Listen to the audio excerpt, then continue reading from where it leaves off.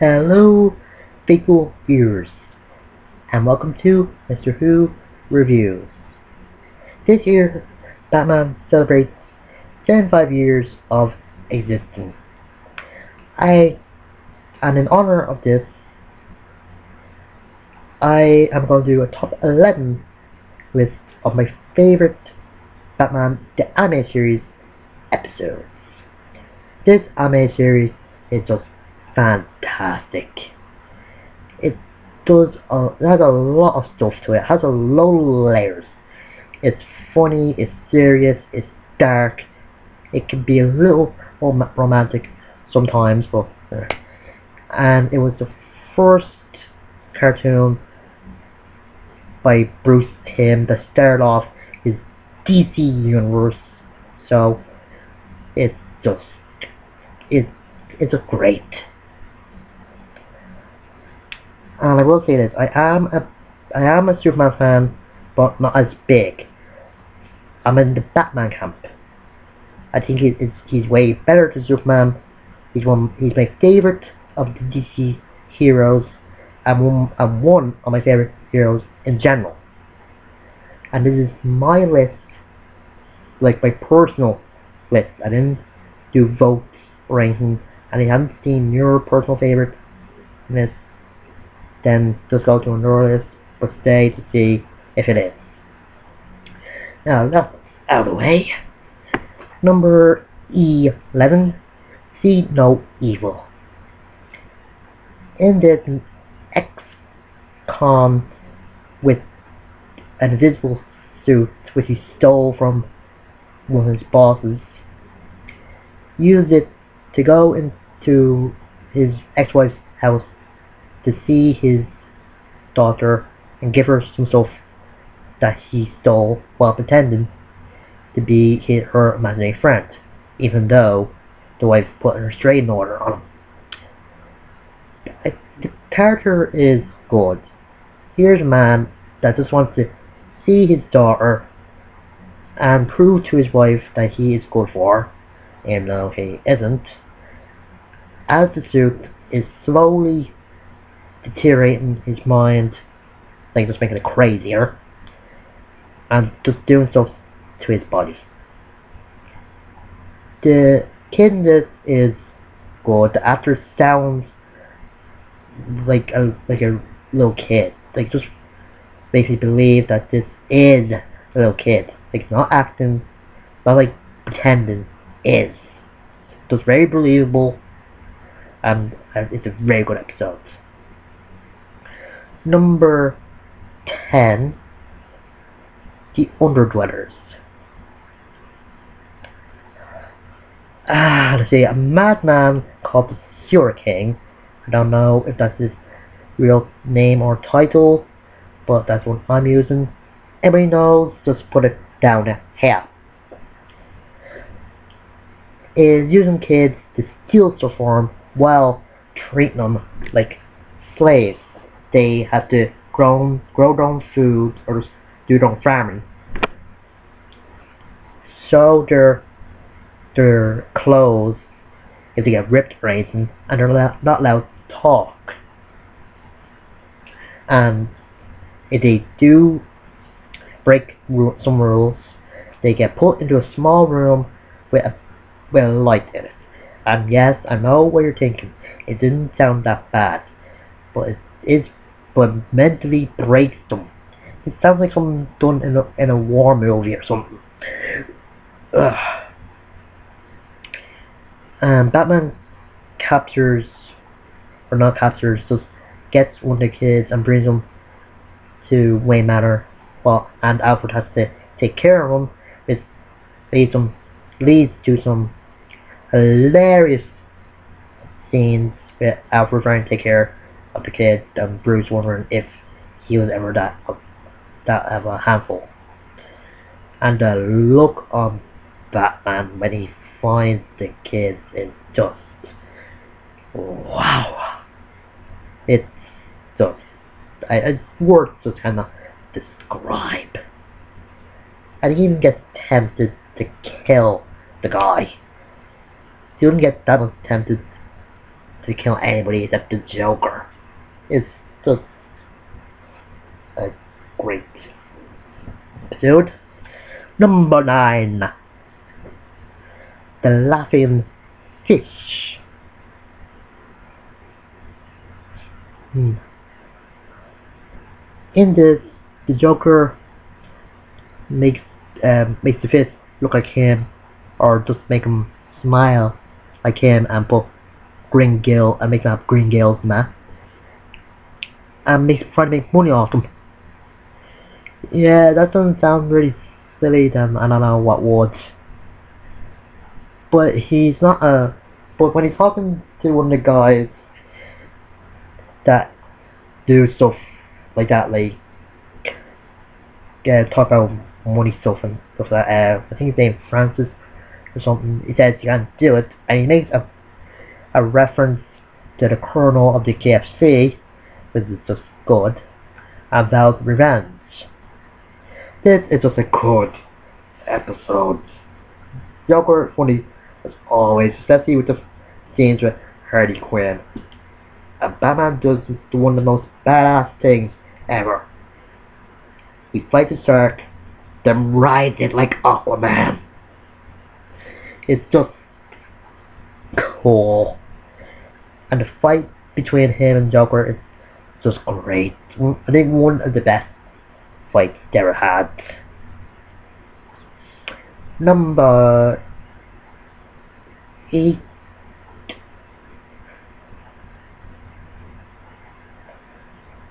Let's see. Boy, Baby Doll. In this, an outwork actress captures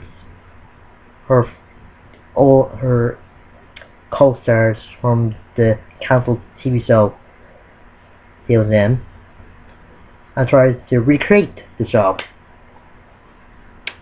This episode is just two things: sad and funny. Baby Doll is a sad character, or tragic character, but there are a lot of tragic characters in Batman. She has this condition that let's see how to describe it. She's stuck as to look like a 5 or 6-year-old with this condition, so she can only have like kid roles. When the show got cancelled, she tried doing more serious roles, but nobody could take her seriously. It's just really, really sad. And the reason she captured the role co-stars, because it was really the only thing that's close to a real childhood that she could have and what really had. It's just sad. But boy is he crazy. Like he's nearly as crazy as Elmira from Tiny Toons. I think this is where they got the idea for Elmira. And there are some good scenes, like when she's actually serious, of saying it was hard for her to get work. And there is a stupid scene for Batman where he nearly runs, well, a car nearly runs over Baby Doll, and Robin picks her up, and her nanny or something takes her, and Batman and Robin don't even recognise that was Baby Doll until he says, "I didn't mean to," or Robin figures out that it's her. And Batman supposed to be the world's greatest detective. How did he not recognise her? He had the same hairstyle and clothes. Did he think it was someone else? God. Anyway, even though it has that scene, it's still good. Number 7. Almost got him. In this, Joker, Penguin, Two-Face, Killer Croc and Poison Ivy are playing poker and telling stories of how they almost got Batman. Worst one? Killer Croc. You know what? He just throws a rock at Batman. And the other stories are okay. Poison Ivy tries to gas Batman. Two-Face tries to break Batman's bones by tying him to a big coin. Penguins is more fancy, I think, with Aviary of Doom. Just having some birds kill him. It's probably second best, but I don't know. The best has to be the Joker. Puts Batman on an electric chair, powered by laughter, has an audience, and releases some laughing gas so they'll laugh. It's just great. Catwoman saves him, and Joker captures her and tries to make her into cat food. The twist in this is just great. I'm not gonna spoil it for anybody, but it's just fine. I almost forgot the end for Baby Doll is one of the saddest moments ever in the season or in the entire series. I recommend you check that out, and I'm not gonna tell anything about it. Number 6, Two-Face. Now this is the first of two-part episodes. It's first two-part episodes, so I'll just do a half-half. In the first half, Harvey is trying to control his anger because as a child he repressed it because of what he did to his bully, but that has grown into like a separate personality that he calls Big Bad Harv. Now every now and again when he gets angry, Big Bad Harv comes out, and Thorn tries to blackmail Harvey with the information that he got from his therapist's office, and Big Bad Harv comes right out to kill Thorn. But then there's an explosion that destroys half his face and leaves to do something. Oh yeah, and had a fiance and leaves her. Now in the second part, Two-Face tries to destroy Thorn by wrecking his businesses, and Thorn makes a bounty for Two-Face, and Batman is feeling guilty of what happened because he's the one that puts the guy that was shooting at Harvey and making the explosion that ruins his face. Well, I'd say his face thing is, well, didn't really destroy his face, but destroyed half his body, but I think that was his fault, but the personality thing, I don't think so. And Harvey is deciding whether to see his fiancée or not, and deciding that she can see him somewhere. The end of it is good, and the scene where Bruce feels guilty about Harvey is just another scene that I recommend you just see. So it's just something you have to see to believe. Number 5.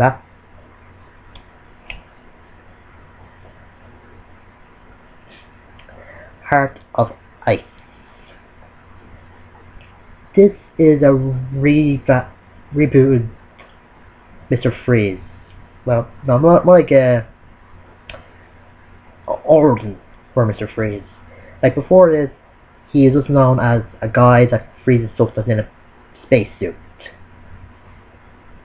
Now we get to see how he became Mr. Freeze and why he's doing this. Before he became a supervillain, he was a doctor called Victor Freeze who had a wife who had an illness and froze her, and didn't have a cure, but froze her in case this so that he could be cured in the future. But the guy he's working for wouldn't let him continue his experiment and then caused the accident and made him into Mr. Freeze. And after that accident, all he wanted was revenge for himself and for his wife. Wow. This just sounds totally dark. It almost sounds Shakespearean in a way. Two lives being lost while one life was trying to save another. This phrase is good in this. There's some parts where you can just quote, like, you know the lines of it. The guy you should work for is just despicable. He doesn't care about the employees. He lies in front of the camera. What businessman doesn't lie in front of the camera? You know what I'm saying? I think. And he's getting a humanitarian award. Wow. Dark or what? And at the end, Batman's hoping that Mr. Freeze will get the rest that he deserves, or redemption or something. Or whatever. Number 4. Trial. In this, we see that this character, who is the new district attorney, saying, I don't really know her name, is saying that Batman is cause of the villains in Gotham, and that is a question that some fans are debating over. And to see the inmates Arkham take over this island, capture Batman and the district attorney who is defending him, to see if he is the cause of their existence. And you thought that almost Gotham was good because it had 4 of the main villains in this. It has a lot of villains in this. Poison Ivy, Two-Face, Scarecrow, Riddler, Mad Hatter, Scarface and the Transventiquist, the Joker at the Judge. He could have gotten a better part of this. This is like a trial in Wonderland. I think it might be way better than the one in Tim Burton, but whatever. And the DA gets a story arc in it. Like, at first he thinks Batman is the cause of all the bad in Gotham, and then he figures out that the bad guys actually created Batman because of what they did. And there's some funny moments in this, but I think it's really safe. And the animation is just good. And I don't know, it's just great. A great episode. Number 3 is Silicon Soul. This is a sequel episode to the 2-parter Heart of Steel, where the AI Hardak made a robot of Bruce Wayne, or somehow got a Batman costume put on him, and that robot is released, even though and Hardak is still in him, even though he got destroyed in Heart of Steel. And in this, he doesn't know if he is human or if he just turned into a robot, and did ask if a robot could be a human and if it has a soul. This is just very Astro Boy, I think. I find it good that the robot Batman is just questioning whether he's real or not. And I like that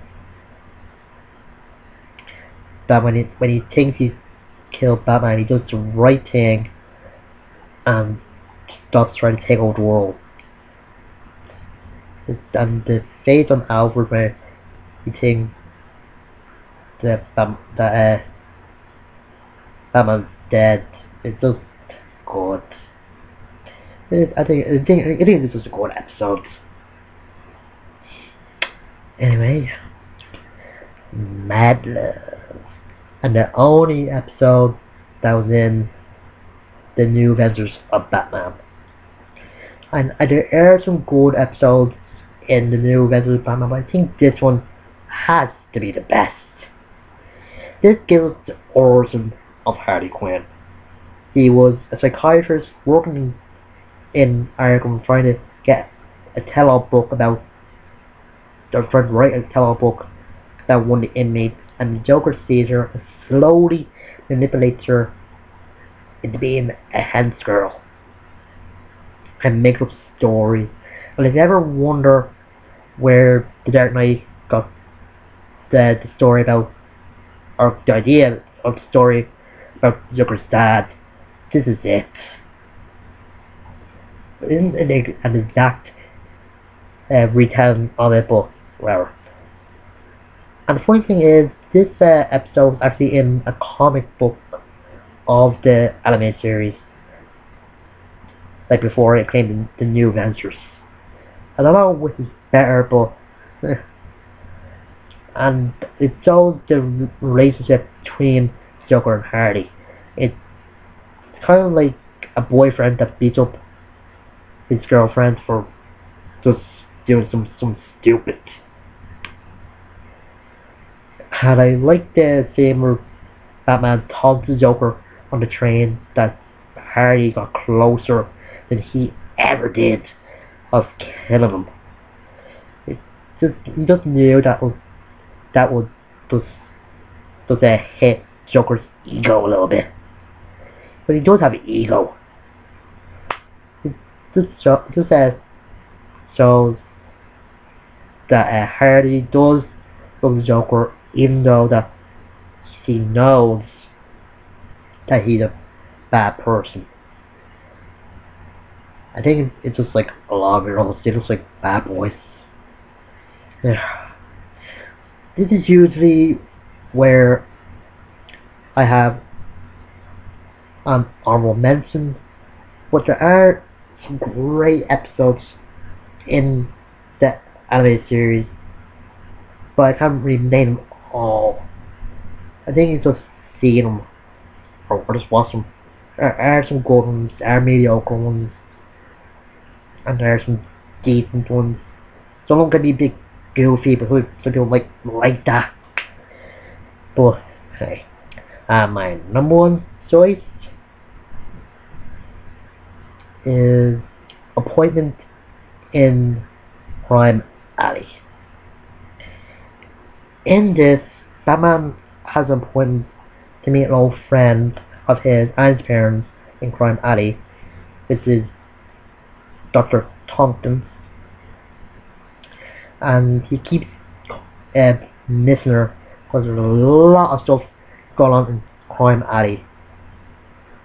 People, these guys from Rupert Thornton, Roland Daggett, the company, kicking people out of their homes because Daggett wants to blow up the place to make something else, probably a mini mall or something. And there's a stopping, that's not fair. A tram trolley maybe is going out of control, and a person is getting blinded because of Daggett. Like, I don't know if it's a worker or something. Like, he has a shop owner on top of a building with it, and he has a gun, threatens to kill him. And when Dr. Tompkins stumbles upon the guys setting a bomb to explode the place, they tie her up with another bomb. It's just great, and you can see the worry in Batman's eyes, because think that Dr. Tonkin is just the closest thing to a mother figure that he has. Like, the closest thing to a father figure is Alfred. It's just a lot. It's just a lot of stuff happens here, and the place does explode, but only some empty houses or stuff like that. And Daggett doesn't get in full or anything, but Dr. Tonkin said he will get his comeuppance one day, and hopefully it'll be soon. And at the end, it's just good. I'm not gonna spoil it. It's just a very sad ending. It's just good. Well, not like sad, more like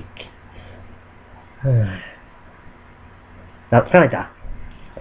Sort of like a good ending mirror or something. And when Batman goes into Leslie's apartment and you see some of the stuff she has, like the pictures and that, and you see her hugging the young Bruce after his parents died. It's just an emotional thing. And that was the end, like, just emotional. It just has to be my favourite episode, but to tell you the truth, there's no bad episode in this. Well, there are bad ones, but not ones that will make me angry. No. The show is just great. I grew up with it as a child. It's the thing that introduced me to Batman and made Batman my favorite hero. And I just want to thank Bruce Timm, even though I doubt he's watching this, creating Batman, the animated series, and all the other cartoon series that he did, like Superman animated series, Batman Beyond, Justice League, Static Shock, Justice League Unlimited, maybe Project Zeta, but I can barely remember that. It's just a great show, and I'd probably give it a 9 out of 10 if I would rate it. Until next time, I'll see you later.